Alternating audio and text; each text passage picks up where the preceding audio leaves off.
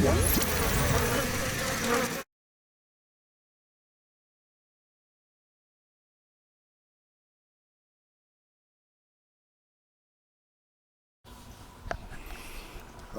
everybody, this is the Dreadman here, and I'm here doing another interview of some of our favorite personalities in our big scene out here.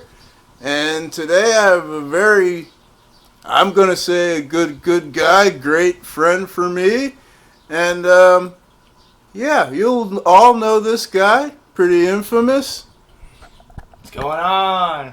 Yes. This is Adam, a.k.a. El Senor Ocho, a.k.a. Mr. 8 from Joe Nameless. Alright, so, well, tell everyone just a little bit about your background, and we'll start right there.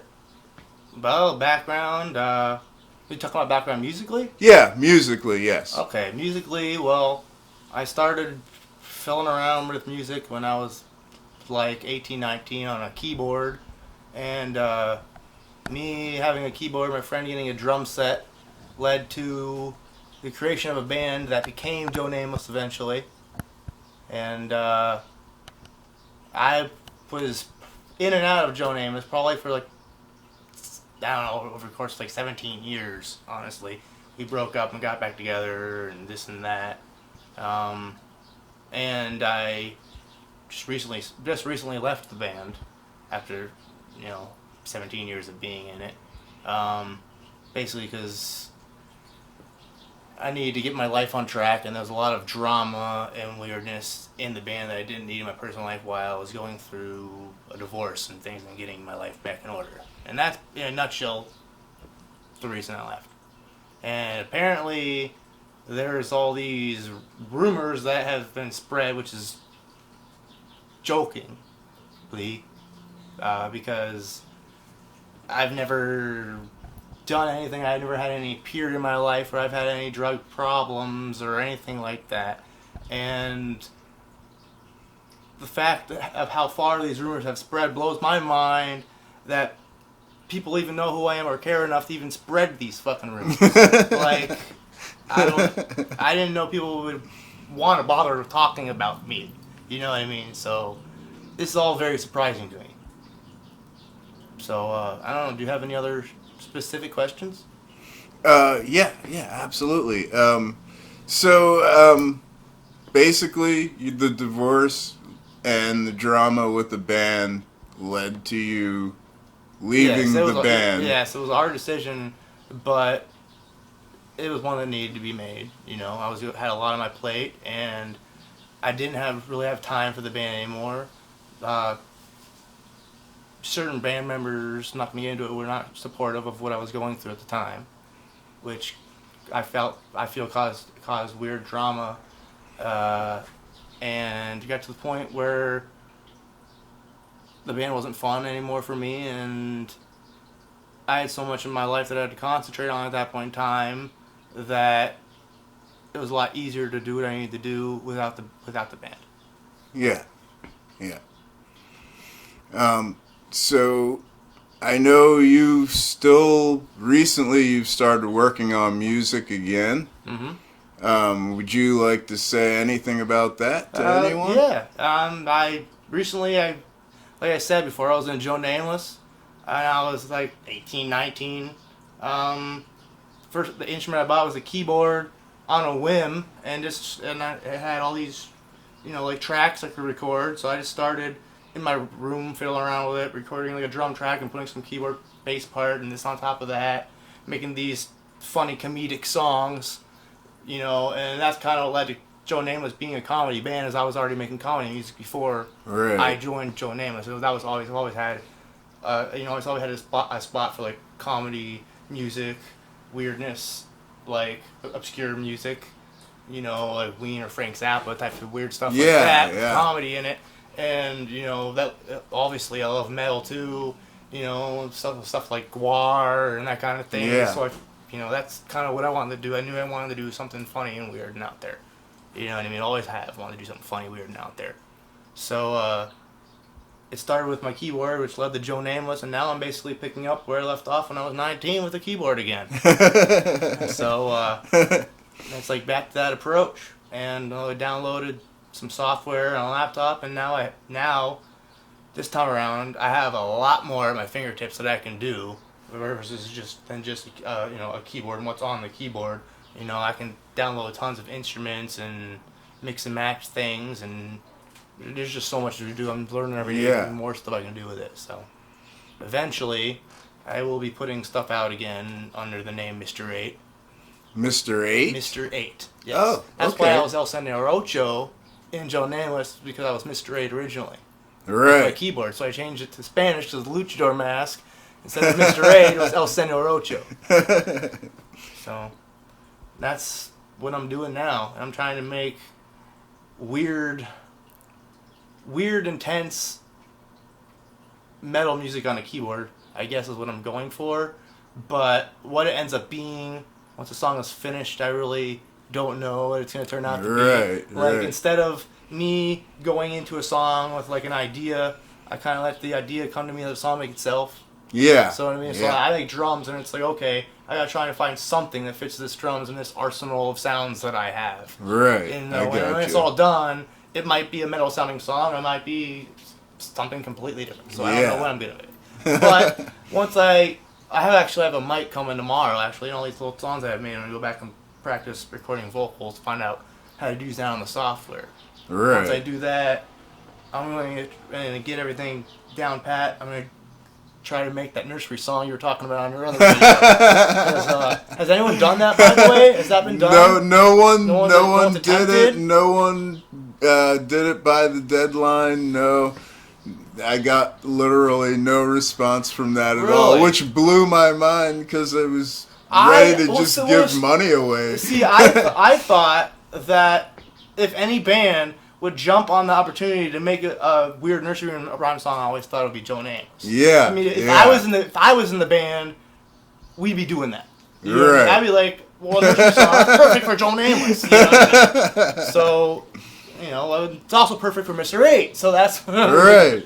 That's probably going to be the first song that I put prize out there. is like sitting in limbo, basically. Really? So I didn't even know there was a prize. No one ever responded to it at all. We were giving away $200, man. Really? Yeah. I didn't even know that. I just wanted to do it because I hear I made you a song.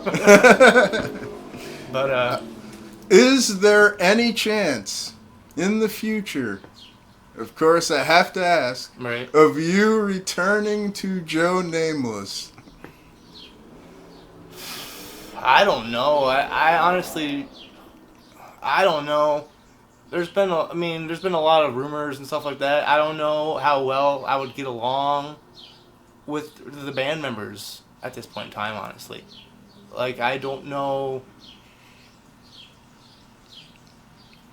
I don't see it happening. I don't see it happening, but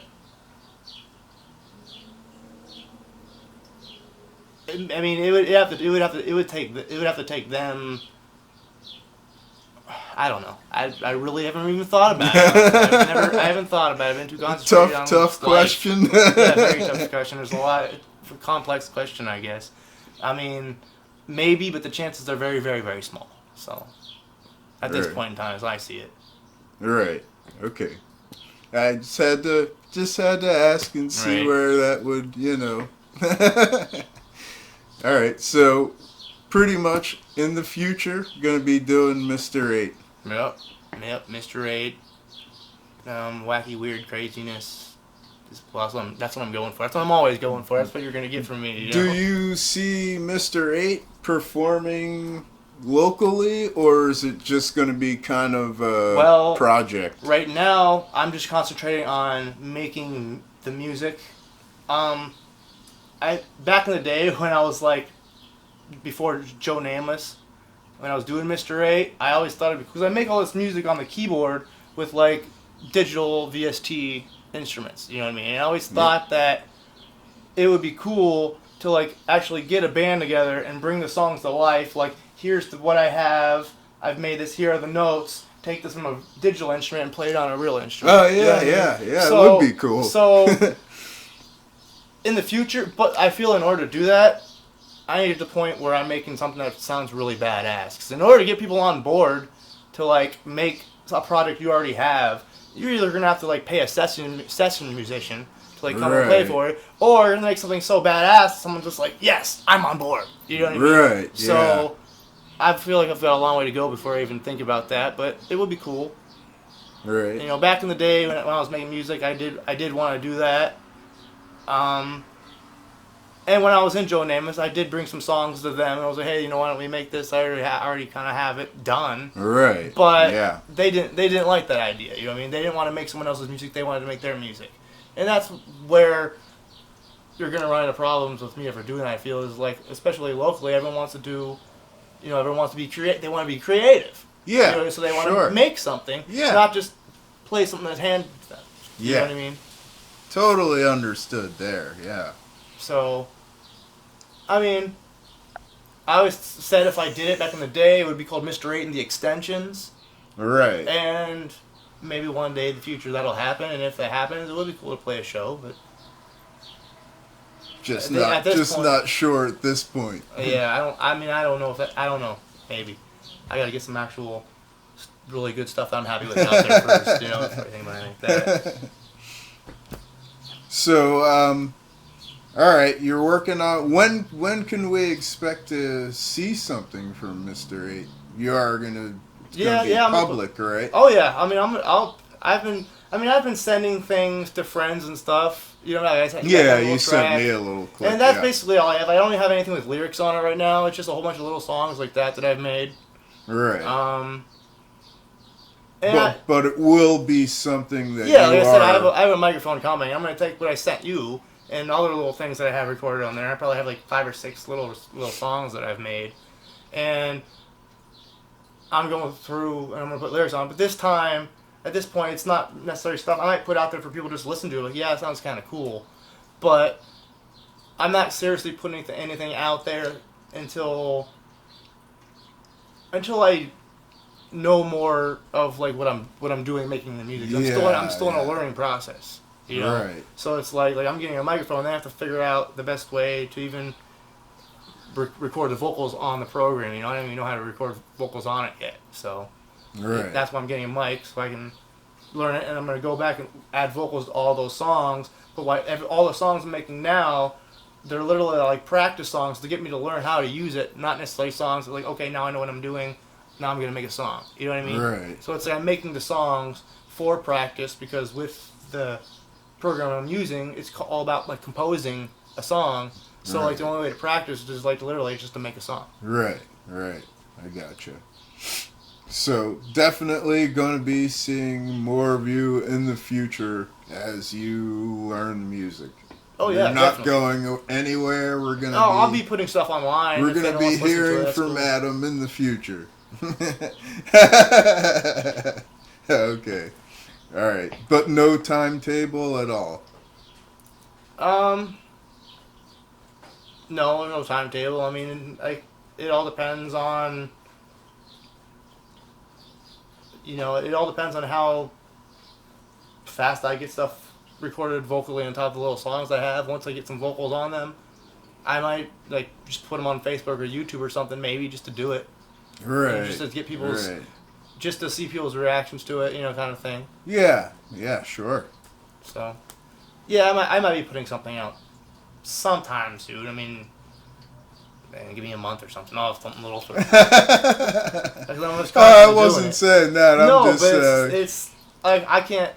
At this point, it's like once you start feeling around, you become addicted to it, you know what I mean? It's like, if I have free time, I want, like, she's always like, you're on that keyboard again, you know what I mean? So it's like, I can't stop myself, you know? And just making all this shit, you know? It's fun. So, yeah, I mean, it's only a matter of time before I have stuff that I'm putting out for people to listen to. I'm not thinking about playing, or I'm not thinking about, you know, trying to, like, sell any music or anything like that. I'm just trying to be creative at this point. Right. You know? And I've always tried to, I guess it comes naturally to try to be some kind of like weird entertainer. Yeah. You know, so I'll be putting little songs out that people can get a chuckle or laugh at maybe. Do you miss performing live at all? I do miss performing. You know, I do. Like, I always have a spot for it. I mean, I always like creating weird things and throwing them out to people to see how people react to it. It's fun, you know what I mean? And eventually, yeah, I would like to take my musical creation and throw it out there eventually. So yeah, I don't know how to go about doing a show with my approach yet, because it's literally just me and a keyboard. Yeah, and a computer. So I mean, it would be like me, like just standing there with a microphone singing what I've already made at this point. That's why I was thinking about the Mr. 8 extensions thing of like once I got stuff. Trent Reznor has done that in the past. Yeah. Well, I mean, I guess that's what he does. He's in a studio. Yeah. And like he said, when he's making music, it's all about what's getting in his head out an actual notes. It's not about performing on a stage or anything like that. But with me, it's not about even getting what's in my head out, because when I sit in front of the keyboard, I don't go into it with an idea of having anything in my head that I want to make. I literally just fool around on the keyboard until I find something that I think sounds really cool, and then I piece that together and put something else on top of it, so the song like literally creates itself on the fly. Right, so when you it gets just done, start at a point, you get something. It's okay. Like, This. Oh, that sounds cool. This. Oh, that sounds cool. Okay, this is what I've made, and it's like I'm taking the approach, especially now that I'm practicing. I'm taking the approach of like quantity versus quality. If you like, there's bands out there that spend so much time on one song, and you spend all this time on one song, and it comes out all complex and weird. And I mean, I guess to the band they like if they're spending that much time on it, but to someone else, like I see bands put so much time into a song, and then you hear the song and you're like, oh, that's not that great. You know what I mean? Yeah. I don't personally care for it. I'm glad they're having fun and they're being creative, and that's cool. But like, so it's just, and that happens with any artist when they make their own music. They're gonna have songs that they don't like and songs that they like. You know what I mean? So it's just like my method is like kicking out 12 really quick songs, because sometimes, especially when we were in Joe Nameless, sometimes at practice we'd have practices where nothing would come together. You know, and we're trying to find some kind of song. And it's like you're struggling to find a song, and you're struggling to find a song, and it's not coming to you. And then one day something clicks, and you're like, wow! You know what I mean? And you just build on it. You know, and you get an awesome song out of it. So it's just like when I'm making music, I'll make 12 songs, and out of the 12 songs that I make, 3 of them are just like, wow, this is really fucking cool, and the rest are just kind of like, eh. You know what I mean? So it's like because sometimes things just click and sound awesome, just make a million little songs, and out of the million little songs, there's going to be a couple in there that are really fucking good. Right. You know what I mean? And that's kind of now I just take those and perfect those ones. So that's kind of... Stuff that you've... Just an off question. Stuff that you've written, and I know you've written some lyrics for Joe Nameless in the past. Well, I've wrote 99% of them. Yeah, pretty much. 99% of them. Are you going to have issue with them using that stuff going forward?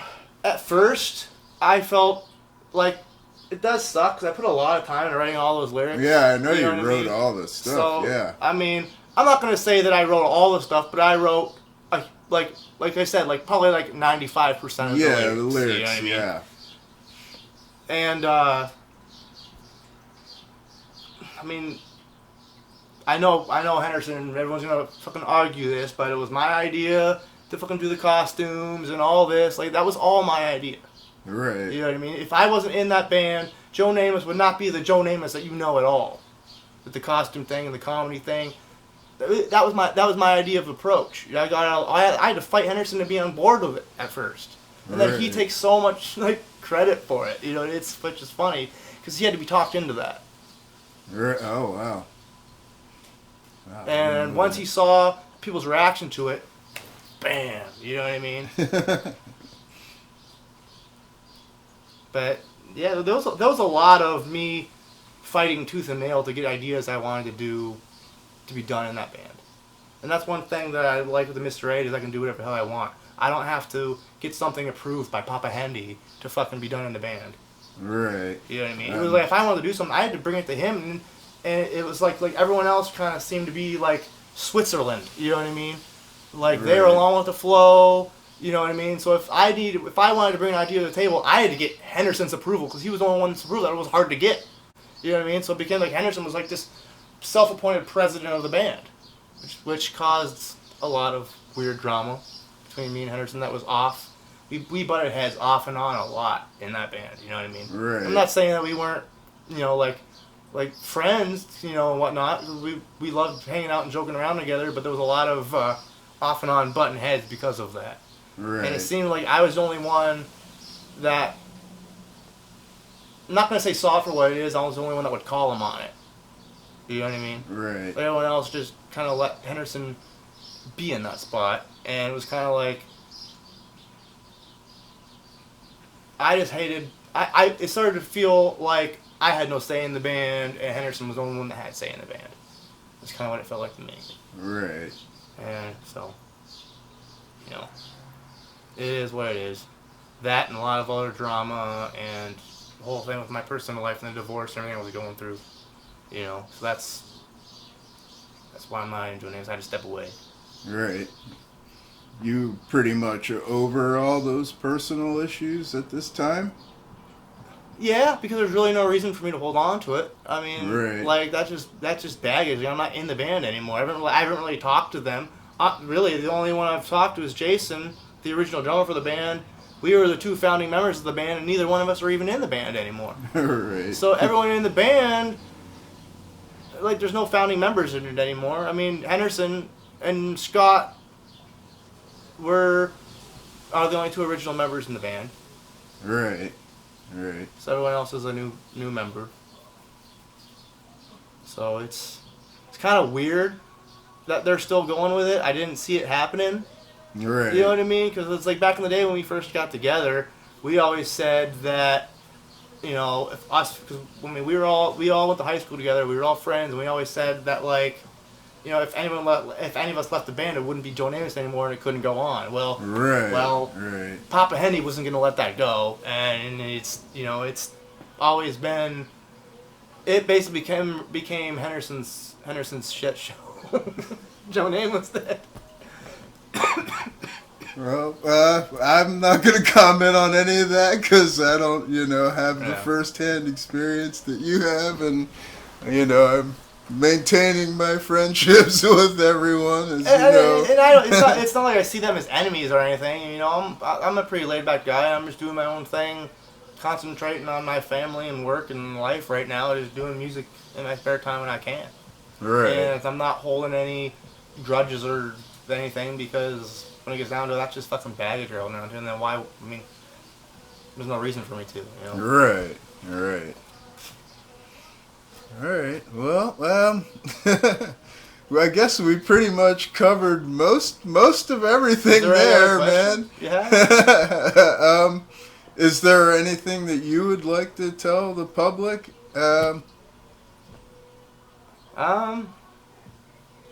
Not really. I guess if you're interested, stick around for some weird digital tunes. You gonna make a Facebook page and everything for Mr. 8? I haven't even thought about that. Probably just to throw some music on. Right. It'll be out there. I'll put it out. I'll put it wherever I can see for people to listen to it. Just because I like to see people's reactions to the weird stuff that I make. Oh yeah, absolutely, man. Yeah. Alrighty then. So that was interesting. All right, everybody. I told you I'd talk to Adam, and we've now talked to Adam. All right. Keep it heavy, everybody. See you fuckers around.